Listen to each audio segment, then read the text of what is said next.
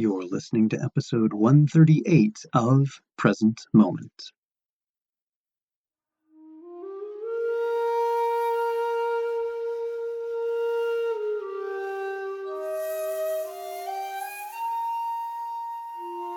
Welcome to Present Moment, Mindfulness, Practice, and Science. I'm Ted Meissner. Present Moment is a podcast with interviews, conversations, and roundtable discussions. We speak with mindfulness teachers about their newest findings published in peer-reviewed science journals, teachers about their understanding and methods as they work with students of mindfulness, authors about their books and interests, and we also speak with everyday practitioners. The website presentmomentmindfulness.com has show notes for each episode along with resource materials. Rick Hanson joins us to speak about his new book, Resilient: How to Grow an Unshakable Core of Calm, Strength, and Happiness.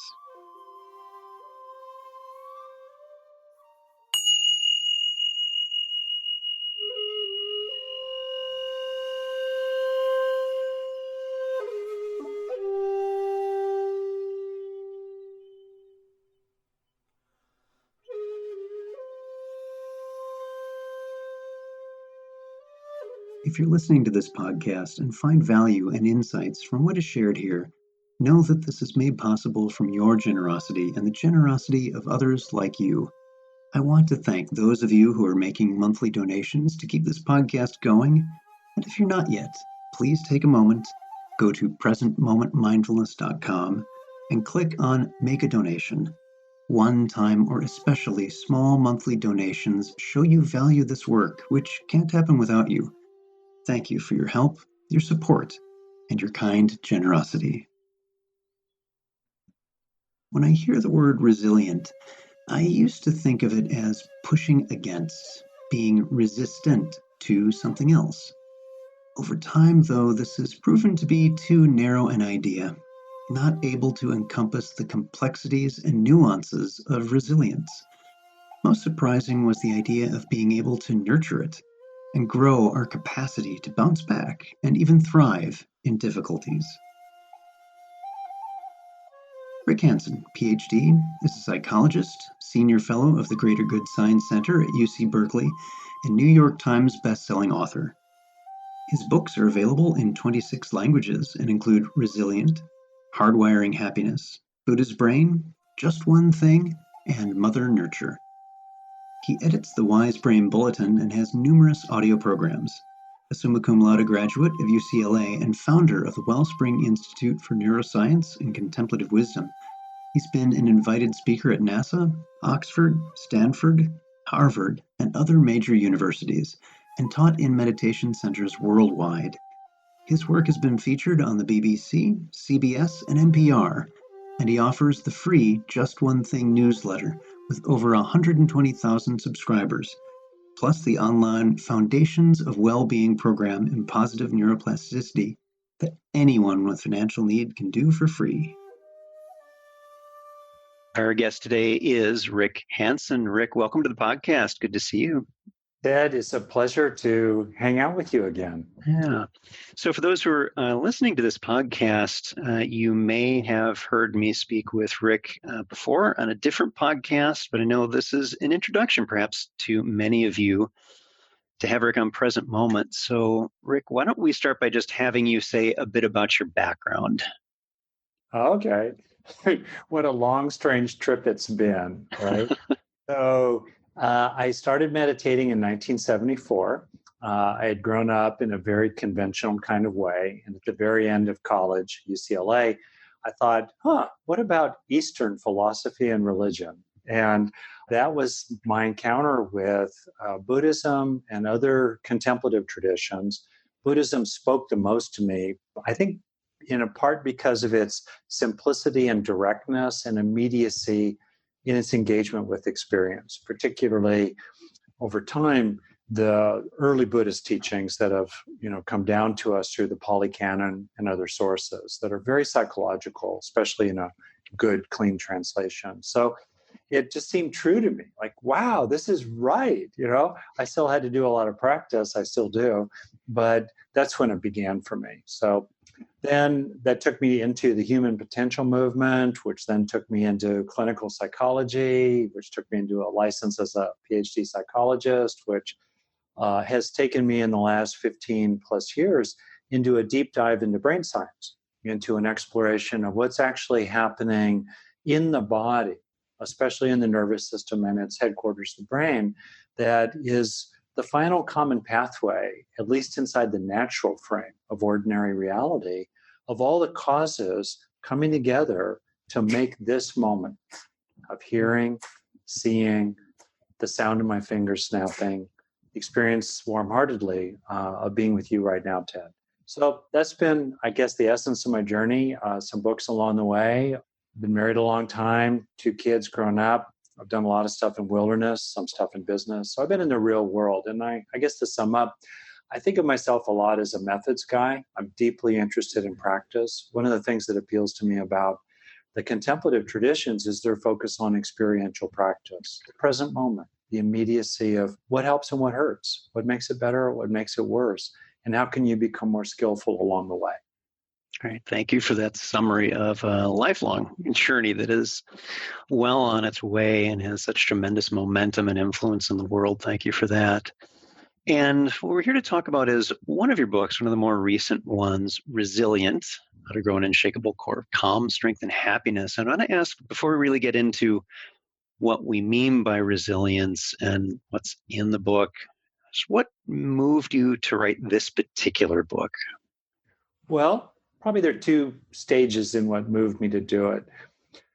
Stage 1 is that in terms of the Buddha's drive theory of suffering, in other words, the 4 ennobling truths, I think that the transition of so much practice, whether it's framed within a Buddhist perspective or, which I'm perfectly comfortable with, outside that frame, but to put it a certain way, so much of practice is about the fulcrum, the movement from the 2nd to 3rd noble truth and back and forth. More craving and suffering, less craving and less suffering. And that tipping point right there. And so as a psychologist with a deep interest in evolutionary neuropsychology, if we suffer because we crave, why do we crave? Now, the answer to that question classically is framed cognitively. We crave because we're ignorant. We're ignorant. We make mistakes. We think things are stable when in fact they're changing. We think things will make us happy when in fact they won't. We think there's a intact, unified, independent self inside when there really isn't. So based on those cognitive errors, we crave, right? Okay, those are really important, but I think in evolutionary time and frankly in the structure of the brain, craving has much deeper roots. Craving is rooted in the animal's response to the sense of its needs being unmet. Craving is a drive. So what are our needs? We have 3 fundamental needs: safety, satisfaction, and connection. And so we crave when we don't feel resourced enough to meet our needs, or when the next moment arrives and it lands on an interior underlying sense of deficit and disturbance, something missing and something wrong. And that moves us into craving. So not as the fulfillment of nirodha, cessation, the 3rd noble truth, but as certainly an underlying embodied basis for less craving, I've gotten extremely interested in the process of cultivating resources inside to meet various needs, including the cultivation of mindfulness, present moment steadiness, compassion, warm-heartedness, lovingness, ethical conduct, commitment to ethics as one of many important cultivations, and also the cultivation of the felt sense of enoughness in the moment as it is. The cultivation through internalization again and again, producing neuroplastic changes in the body. The internalization again and again of the felt sense of needs met, of enough safety, enough satisfaction, enough connection in the moment. In other words, the felt sense of peace and contentment and love again and again and again. So that's kind of a larger frame for this inquiry here. How do we actually develop a core, an unshakable core inside that can receive the challenges of the next moment in this wild and crazy world without feeling fundamentally disturbed. So in a way, I'm interested in operationalizing equanimity, and not simply equanimity in a dour, grim way, but as the Buddha was described, the joyful one, a joyful equanimity, resilient well-being, in other words. So you can see how I got interested in this. And the other, so fundamentally, even though it's written in a very secular kind of way, the book Resilient is about how to cultivate the growing basis for resting mainly in the third noble truth of very little basis for craving. There may well be habits of craving, there may well be auto craving. I think there are subtleties of craving that are innate in biological existence that we can talk about. They're pretty darn subtle, though. Most of humanity's craving, including my own that remains, is pretty gross, and it has to do with a lack of a sense of an enoughness of needs being met in the moment. So anyway, that's part. And then finishing, the other motive was that I think for many people in the public space in the last 10 years, and certainly the last 5 years, and then certainly since the election in 2016, I think there's a growing feeling among many people of disturbance and dismay, a sense of the ground shaking. There's no one in charge. The ship is headed full speed for the iceberg, and the captain seems oblivious to that fact, and no one's taken over. What are we going to do? The cavalry's not coming. I hope that's not an offensive metaphor from Western movies, but rescue's not coming. We're on our own. And so that takes us back to an old school matter of self-reliance that speaks to my own cultural background that's Midwestern and Boy Scout and having read way too much science fiction as a kid. How do you be self-reliant, right? How do you, yes, change the world as best we can. It's not either or, but meanwhile, grow the strengths inside that enable you to manage the waves of life while maintaining that core of unshakable well-being deep down inside. So that's what motivated me. I'm going to make an educated guess based on that one of your favorite, more recent books is The Martian.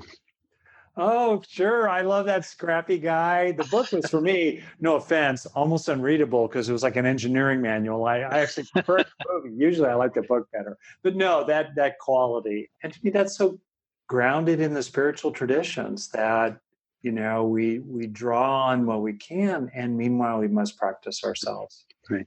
Yeah. And as you were speaking, I was thinking about craving in a number of different ways, because there are cravings that are things like hunger.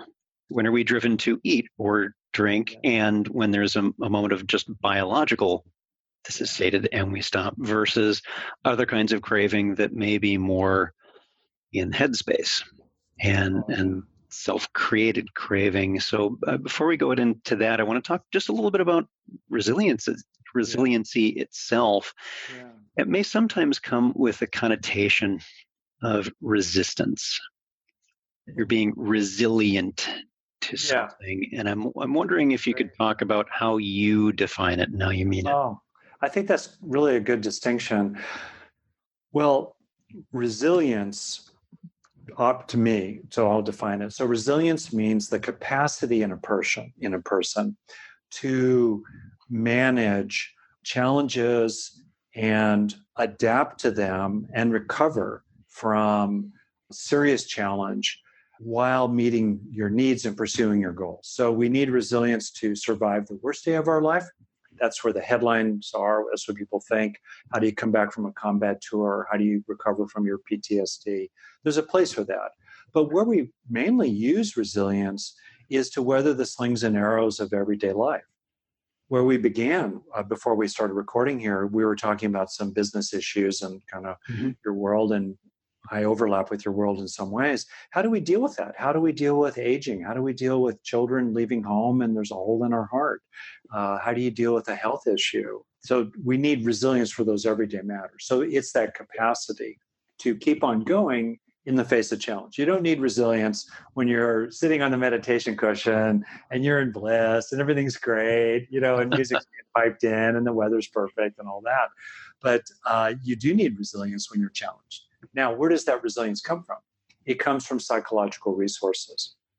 Now, those resources include grit, that gritty core that is still here no matter what happens to you. So in that sense, I think, and frankly, and resilience includes the capacity to push back against people or situations, demands, weather, whatnot, that comes at you. There's a place for that. While, in my view, and it's an ongoing practice for me, being utterly at peace, contented, and loving in the core of your being, even as maybe you need to push back against mistreatment or stand up to oppression and injustice, push against the medical professionals to give your father so that your father gets the care he really needs, refuse to be intimidated by some neighbor who's ranting and raving or about to call a lawyer. No, sorry, you're not going to frighten me. I'm still here. I'm still strong. So to me, there is a place for that kind of resilience. But I think most fundamentally, resilience has a sailing metaphor, right? The waves come, but you don't sink. You might get banged hard one way or another, but your boat doesn't get capsized. And what enables that to occur, and sometimes you have to tack back and forth, and sometimes you need to hunker down in safe harbor while the storm passes. What enables you to do that is your keel, this deep keel of psychological resources that you can truly develop over time that involve fundamentally lasting changes in your body, mainly inside your brain. So let's segue from that is what are some ways people might develop this capacity to be resilient, and knowing that that can mean different things at different times, and it can mean different things for different people, that we don't necessarily all have the same starting point. Yeah. One way to think about that is in terms of what strengths do you need these days?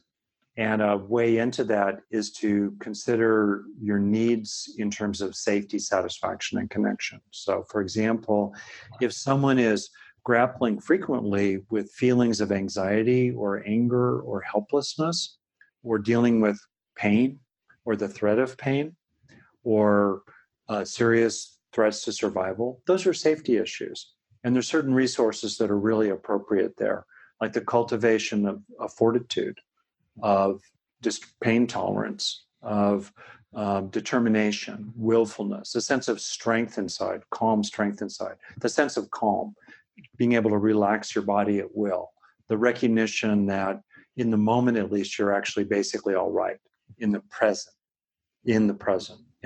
you're okay. Those are resources for safety.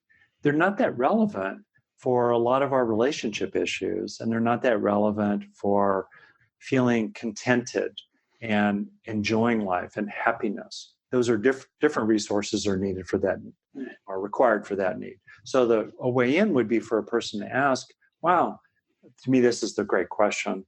Wow, what if it were more present in my mind or my heart or my being would really help these days? And then you work backwards from there. So first, identify strengths. Now in the book, I'll just name the 12 strengths in the book. That'll give people a feeling for this. And the way the book is organized is that we move through these 3 needs in 4 ways. Well, 4 times 3 gives you 12. So that's your 12 strengths. The way the book is organized, they basically move from compassion, mindfulness, and learning. I think of those as absolutely foundational, including compassion for yourself, getting on your own side. That's where we begin. Compassion, mindfulness, and learning. Learning to me is, by the way, the strength of strengths, because that's what we draw on to grow the rest of them. And by learning, I really mean emotional, somatic, social, motivational learning, the kind of learning that really, really matters most, including spiritual learning. And that learning might be the shedding of afflictions and hindrances and burdens and taints. Then grit, I think that's critically important as a 4th strength. Grit, gratitude, and confidence. Confidence for me is a placeholder term for self-worth, as well as other things. And then moving into calm, motivation, and intimacy. And then the last 3 strengths are courage, especially interpersonal courage. I know many people who are brave in business or brave in the physical world, but interpersonally they're cowardly. They won't do the right thing when it's hard interpersonally. So building up courage there and learning to what's in the sweet spot of compassion and assertiveness together, the intersection of those two. Straightforward to be compassionate, straightforward to be assertive. How do you do both at the same time? How do you integrate love and power, in other words? So that's courage. And then comes aspiration. Aspiration without attachment, really interesting territory. And last, the strength of generosity or service. How do you give back to the world? So those are, for me, 12 strengths inside of which there's a lot of material. But right there, you can hear what I'm trying to do. I'm in a very focused way. I'm looking at what are the key strengths that actually enable lasting well-being in a changing world, which of course requires resilience. You know, what's interesting as you're speaking, one of the things that stands out is how very first pragmatic this is. That this is not navel gazing. This is not a withdrawing. This is not spiritual bypassing. This is really dealing with the challenges that one is faced with on sometimes an earth-destroying scale. It can be very large. It can be very small too. And how we take it may be, for us, that little thing may be huge. And so again, individual mileage and what one's individual circumstances wear in. What I'm wondering about, what came to mind is I often hear criticisms of contemporary contemplative practice is that this is just pacification of the masses and not really dealing with changing, whether it's social change or injustices in the workplace or wherever. And I've not found that to be so. And it doesn't sound like, from what you're describing, that this is I've taken my chill pill, so it's perfectly fine to be working 80 hours a week. I'm okay with it. That's not what we're talking about. And so I wanted to ask your thoughts about whether you've encountered or run into contemplative practice and resiliency as a just take it the way it is and don't make change in the world.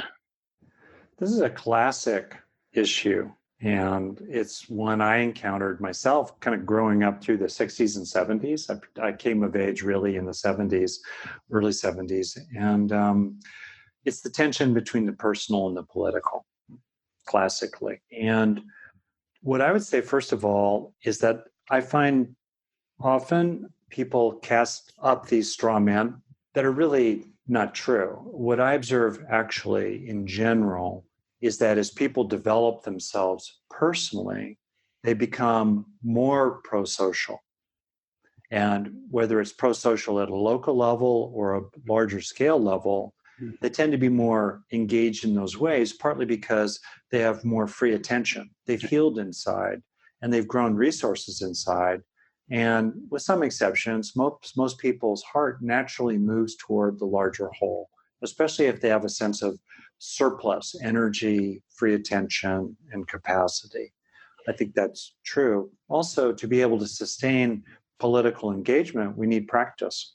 So the two come together. Now, that said, yes, there are people that I see out there who are politically engaged, and I wish they had more practice.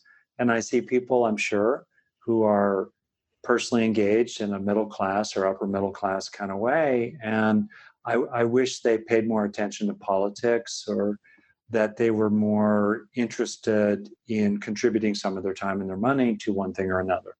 But question is, does, let's say, mindfulness practice have a causal role in disengagement from the world?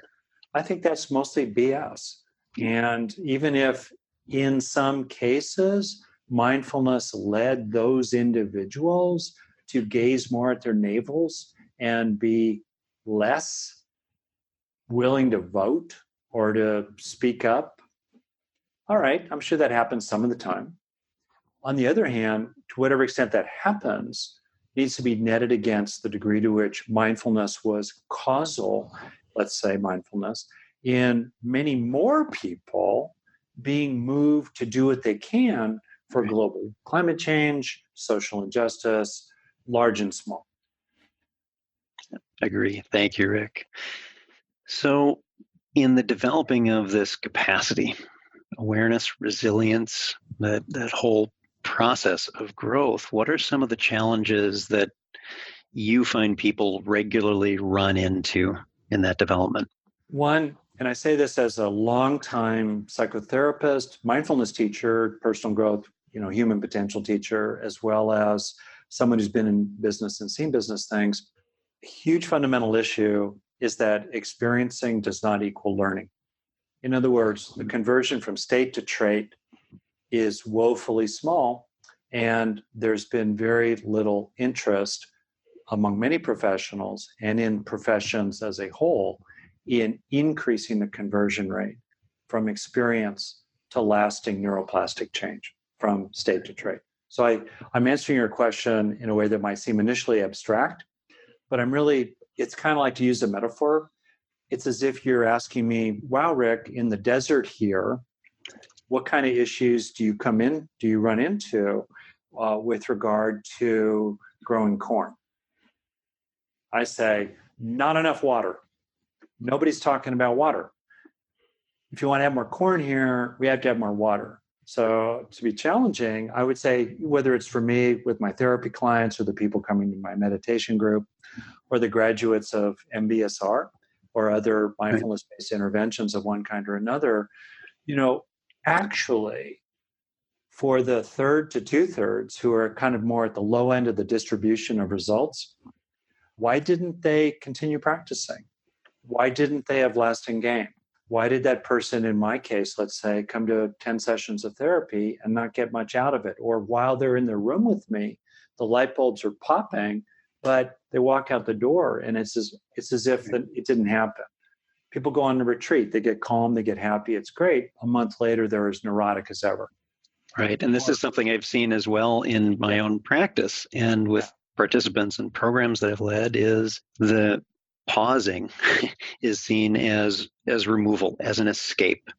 And when the bell rings, all those habits just come right back in the fore. Right. It's a passing experience. And I find it so interesting that in traditions, including the mindfulness tradition, that are deeply rooted really historically in Buddhism, whose primary tenet in some ways is about impermanence and transience. There's a lack of engagement with transience, psychological impermanence, as a real challenge, as a real issue. And to get interested in how can we help inherently impermanent experiences, including experiences of presence and present moment awareness, and related experiences, let's say, of compassion and self-compassion.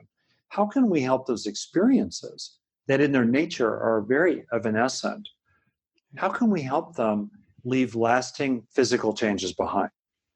And to me, that's the big question. To talk about my profession, clinical psychology, it's a dirty little secret, but it's really true that the average response to treatment today is no better than it was 30 years ago. And arguably, it's actually a little less. Notwithstanding 30 years of research on how to help people have better experiences in psychotherapy. And yet the retention is no better today. And to me, that's a shocking finding. And it suggests that chasing new and better experiences has very little upside potential. There's not much opportunity there.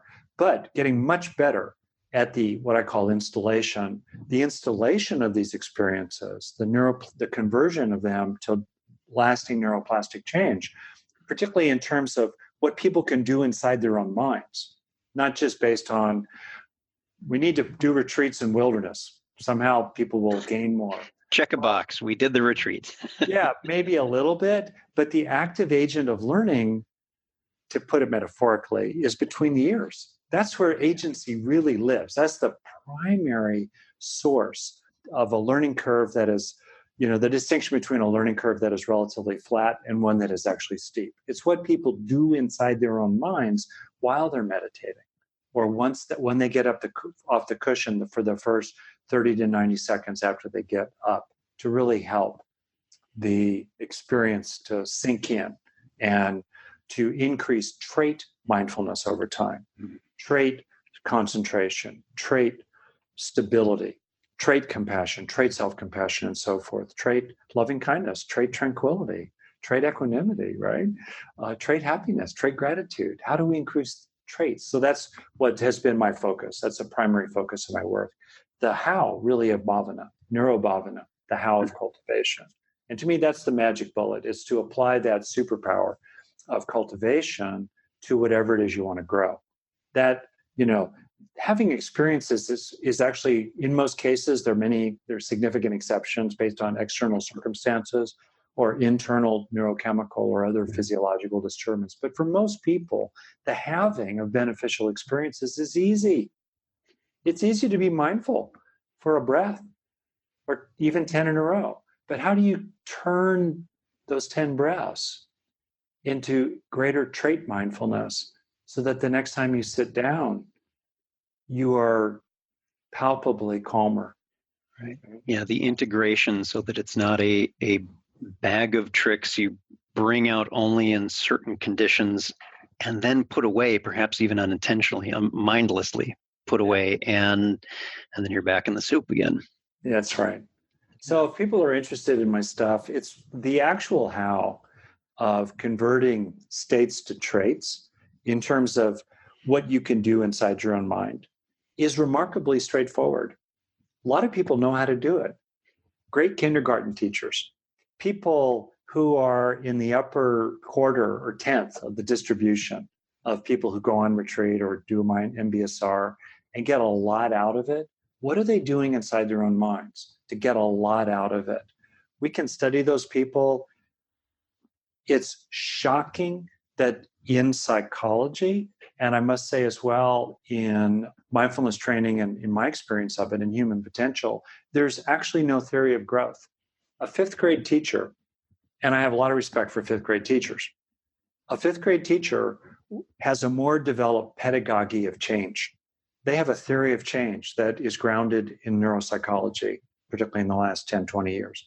They have a theory of change. They know what they're trying to do, and they know what they're also doing to teaching their students to learn how to learn, meta learn, right? In the academic intellectual domain. It's very well developed, and it's being applied to stuff that we all mostly know doesn't really matter very much. You know what I mean? How many people are doing long division by hand these days, right? Or and I'm not trying to knock conventional school. I got really good at conventional school. Okay. An educated person, especially in the 21st century, but they have a well-developed theory of change, how change actually happens and how people can be agents of their own change. So they're sources and owners in the loosest sense as ownership of the results. We don't have that in human potential or psychology or the mindfulness interventions. We have theories of environments and we have theories of the character of the teacher as somehow is significant external factors, but probably the effect size on average of those external environmental factors is small compared to the effect size of internal factors that lead to more or less lasting benefits from any kind of a training program that people go through. So if people want to, I'll just say three things right here, that if you want to turbocharge your practice, do these three things. I have a lot more about it. The book Hardwiring Happiness goes into it in detail. The chapter on learning and resilient goes into it on detail. I've finished a paper that is now going into the publication pipeline about this in a very scientific way, including the underlying plausible neuroscience of various factors that people can engage from the inside out. But the essence is really simple, and you can try it and see the results for yourself. First, when you're experiencing something you want to develop in yourself, present moment awareness, warm-heartedness, a felt sense of how to be more skillful with your partner or your teenagers, or what it feels like to really be comfortable with the transience of the present moment, or a healing of those old childhood wounds, or a growing feeling of self-worth. Whatever you want to grow, when you're experiencing it, stay with it for a breath or longer. Focus on it, stay with it, keep it going. There's a saying, neurons that fire together wire together. Keep those neurons firing together. And when you really watch your own mind, it's remarkable how quickly we tend to change the channel. We're having beneficial experiences, but we don't become absorbed in them. It's almost like a micro samadhi practice that I'm talking about. And interestingly, you're not clinging to the experience. You're gently encouraging it, you're protecting it, you're staying with it. There's a receptive intimacy with it. There's a vulnerability and a humility with it. And interestingly, as you fill yourself up over time, you actually crave less because you don't have such a hungry heart. And you've grown trait stability of present moment awareness, as well as other virtues and so on. So number one, stay with it for a breath or two or longer. 2, feel it in your body. What does compassion feel like in your body? And to stay with the embodied sense of whatever you want to grow. Self-worth, gratitude, commitment to your own sobriety, commitment to exercise, patience, the paramis, the various perfections, generosity, wisdom, virtue, the cultivation of restraint, stay with it, feel it in your body. That's the second suggestion. And third, focus on what's rewarding about it. Neurologically, when you tune into and highlight and foreground what is enjoyable or meaningful in your experiences, that increases activity of dopamine and norepinephrine in your brain. And what that does is flag the experience at the time as a keeper for protection as it gets consolidated into long-term storage. So it doesn't mean that you're holding on to the pleasure of calm or the pleasure of love or kindness. It does mean, though, that you really are, as the Buddha taught in his concentration practices, you are becoming absorbed in these wholesome, beneficial qualities of the experience of the moment as a way to help that experience become absorbed in you, to grow bit by bit, synapse by synapse, breath by breath. That is a trait inside yourself. So then increasingly you have it with you wherever you go. Right. Stay with it, feel it in your body, focus on what's rewarding about it. And what I just described is, 10 seconds here, 5 seconds there, 30 seconds, maybe a few minutes in a row occasionally. But it adds up day after day after day. Yeah, right. Thank you.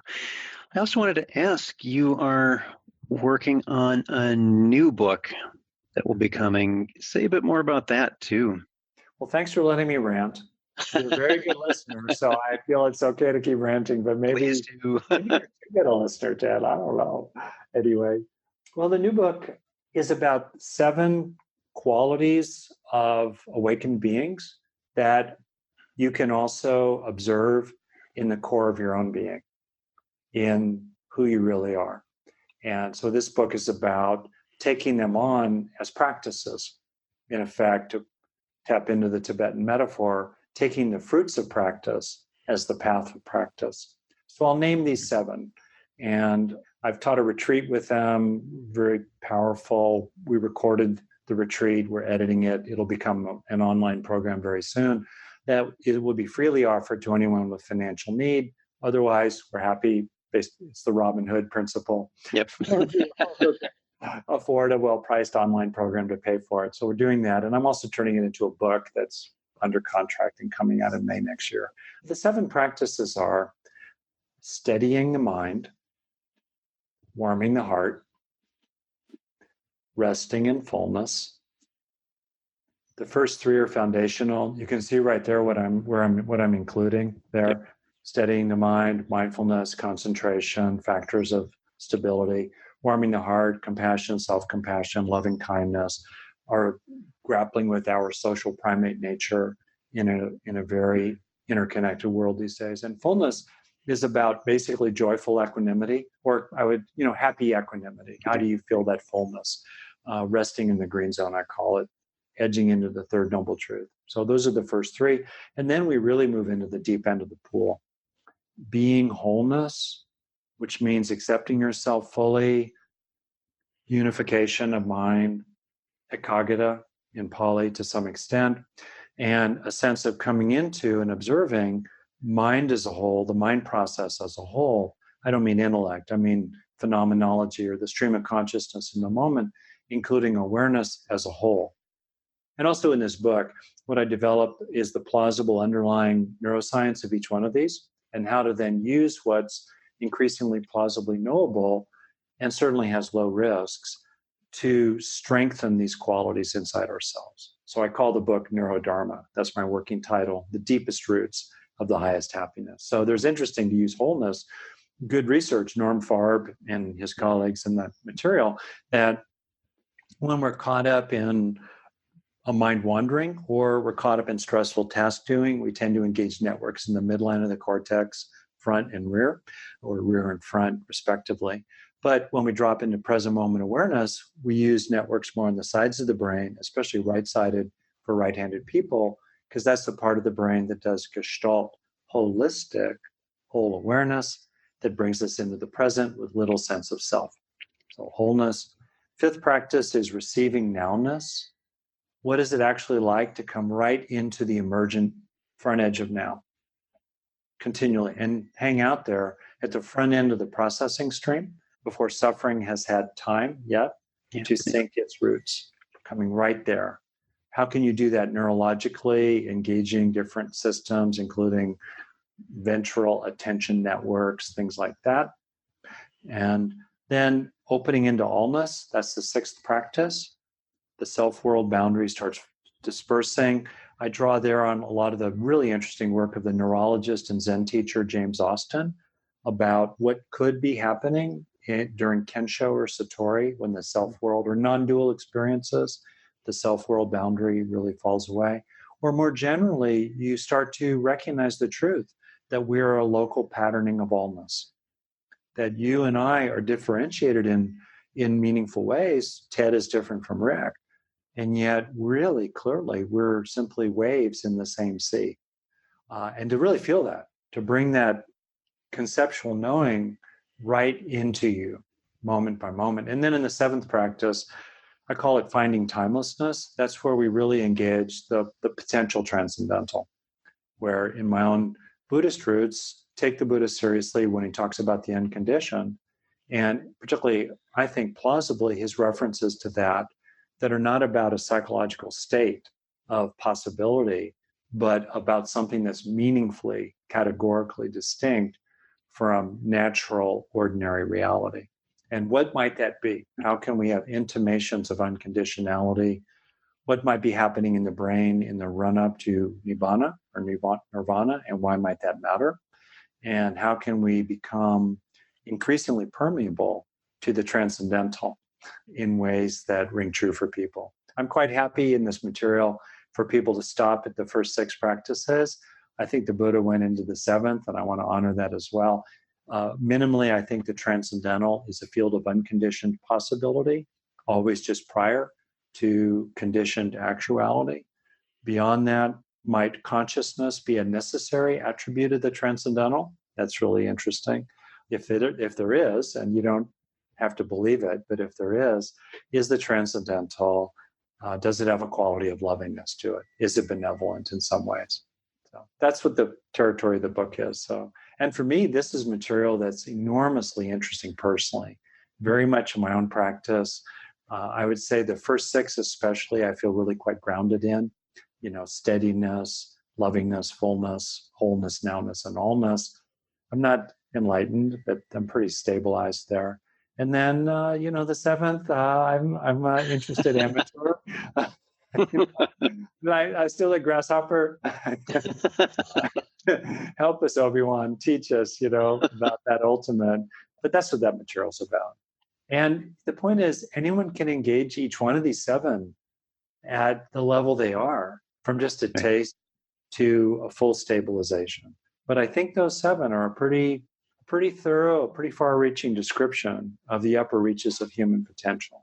Steadiness, lovingness, fullness, wholeness, nowness, allness, timelessness. When's this scheduled to come out? May 2020. Awesome. Hope you'll come back and talk with us more about that then. Yeah. Anything else you want to share with the listeners? I think you're great, really. I think this is, it's been too long since our last conversation. I guess I just would love to maybe leave you with an opinion and a quotation. The opinion is that mindfulness is not enough. The Buddha did not consider it to be enough. I think there are three great forms of practice: let be, let go, let in. In other words, be with what's there, release what's problematic, cultivate what's wholesome and beneficial and skillful. Mindfulness is to be present in all three ways of being. Mindfulness has become conflated, unfortunately, inadvertently, I think, with a stance of choiceless, inert receptivity, which is a fabulous meditative practice. And as practice matures, it's where we live increasingly, but it's not the be all and end all. And I've encountered a lot of dogmatism, a lot of dogmatic rejection of forms of wise effort as somehow antithetical to mindfulness. No, wise effort is antithetical to radically choiceless awareness, but that does not mean that wise effort is anathema to a skillful, productive, dare I say it, spiritual life. That's an opinion. And then my quotation from the Dhammapada is, think not lightly of good, saying it will not come to me. Drop by drop is the water pot filled. Likewise, the wise one, gathering it little by little, fills oneself with good. Wonderful quote. Rick, thank you so much for being here. And for those interested, of course, I'll have links to several of Rick's books, and you can check out more of his work at rickhanson.net. Rick, thank you so much for being here. Good to see you again. Thank you, Ted.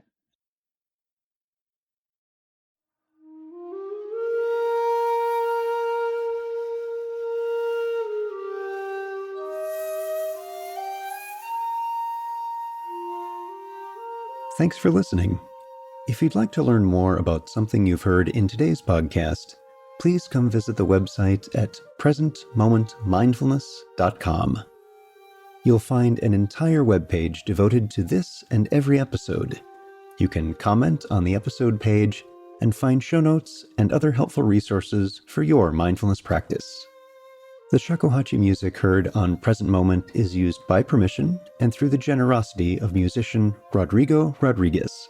His website is linked on the Present Moment website on the About Podcast Music page. Sound editing, mixing, and mastering provided by the generosity of Anthony Dominello of StructureFromSound.com. Until next time, remember, every moment you have a choice. Make it the best you can. See you next time on Present Moment.